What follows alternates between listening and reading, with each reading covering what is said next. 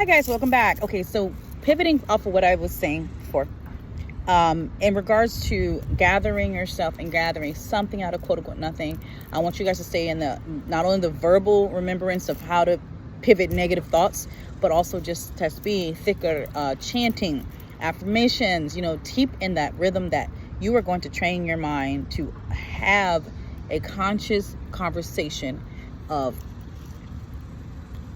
gratitude, first of all, and of forgiveness of self and forgiveness of others. These are two things that are going to definitely clear your heart, and your heart is so heavy. And it's not just us, it's not just the fact that like we're going through things or things might not be going our way.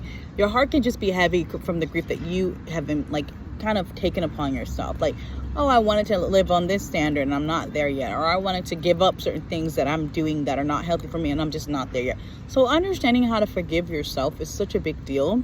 And that's why spiritually there's so many ways of doing that, and understanding that God is merciful, God is going to forgive you hopefully, and you're not at your worst even when you think you are. You still have time, you still have mercy, you still have forgiveness, you still have a currency of energy that you can give towards elevation, right? So we want to work on that. How can you be in a space of always looking for gratitude and forgiveness? Gratitude and forgiveness are so strong. Let's talk about gratitude a little bit more, because it's such a cliche. Everyone's like, you got to be grateful. So how are you grateful when you're going through hell? I've gone through hell for the last 2 years straight. I'm going through hell right now. But the first thing I do is I honestly wake up and I, again, pivot my mindset to what are the things that are in my control. As cliche as it sounds, that's all I can do. I can't manage as I used to do with a fear-based mentality. I gotta manage so much, and I gotta manage everybody's emotions around me. I have to manage every little thing that's going on around me. I already have a checklist. I already have a to-do list. I already have systems in place. I'm already calling and emailing for extra stuff for career. Already calling, emailing my medical team to get my updates and get my kids, medical updates and things like that. I'm already doing all of the quote unquote things you're supposed to do. And so you find yourself in that rhythm. What many of us do, we're just busy and we have so many checklists, and then we don't feel fulfilled with those things because we're like always detached from gratitude, because there is no end result. The way we feel, especially as women and as mothers and as women who are very powerful and want to create a lot of things and do things, is that where's our end result? Where's our end result? We get a check, we get a couple of levels of freedom, but the truth is this life is still very much in motion. So there has to be a metrics on how to gauge how do you feel when you're not feeling like yourself, and how do you feel, and where is the happiness and joy, and where's the pinpoint of gratitude. In my daily life, no matter what's going on and how angry and frustrated I get, I remember that there was a time when I didn't even have, in my mind, I didn't have the option to do the things I'm doing now. Okay? So the other night, let me tell you a quick story. The other night, I was going through so much with my daughter's health and just life. And I went for a walk, and I do this, every night. I try to get out the house and just stretch my legs. I have my cat. The cat was wandering around, so I chased my cat off a little bit. Like, come on, let's go back towards the house.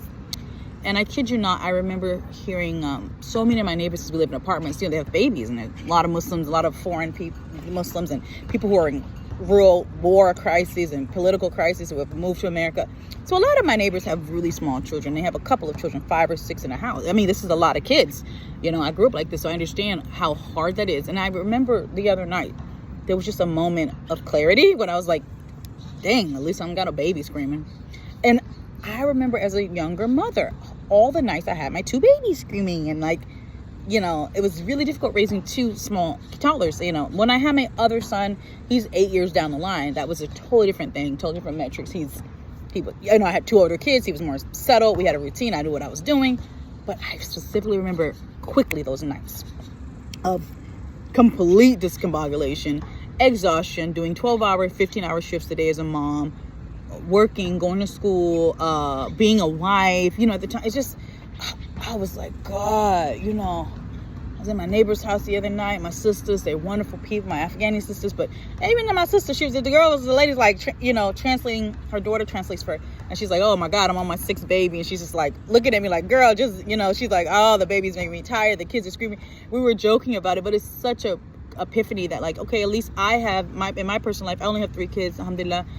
you know, and at least I have some motion. I can move around a little different than a family that might have 6 kids. And I love a big family, but that's the point of the story, is that Allah gave me a little window of grace to have that epiphany. And I'm literally just walking in the middle of the night, like just out here, and I was hearing the baby scream. And I remember those nights again when the baby was sick, teething. You have to give them gripe water. If you're a mom, you know this. There are so many nights where you just lose yourself for months and months at a time when kids are sick or kids are just going through their thing as babies. So there's a certain level of gratitude that you need to have and grace with yourself. And so hold on to that. And remember, we're pivoting and we're talking about how to make this conscious energy out of almost nothing when you feel completely drained. You have to, you know, compare yourself to some other parts of life that you have already went through. And it's okay to compare yourself to people sometimes. That, okay, well, this sister's going through this, or this person's going through this, and I can at least appreciate that. Alhamdulillah, I'm not going through this at this point in my life.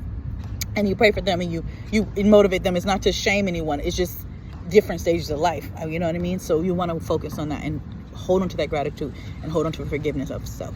Assalamu alaikum.